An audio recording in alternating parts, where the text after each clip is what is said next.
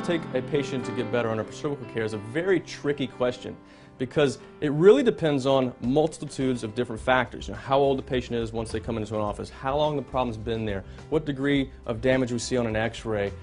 So really it encompasses many different factors. So we can see people get immediate symptomatic relief or problem relief right after a correction, and sometimes it might take months or years to the body to completely resolve itself of a health condition. And it also depends on what your lifestyle factors are like. Maybe, you know, if you're a smoker, or if you have any kind of emotional stress or physical stress, maybe you have a demanding job. So a lot of those factors take into play, and really when it comes down to is that you have to know what it takes in all aspects of your life to regain health. 25% of the patients we adjust within the first week, they have what I call the wow experience. Wow. If I'd known about this 20 years ago, I would have been here 20 years ago. The other percentage of patients, they slowly start to come out of their problems. And that makes sense. If you've been suffering, had tissue damage and inflammation and ligament damage and all sorts of problems, it's not going to happen overnight. But it took 5 years to completely correct that neurological situation.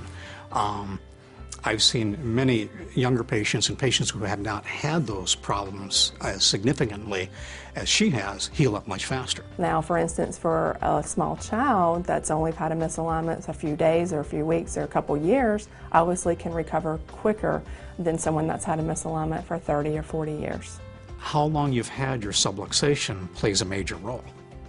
If you were dropped on the floor or fell off the changing table at age 1, and came in to see me at age 30, 30-year-old patient's pretty young, but they have a 29-year-old subluxation.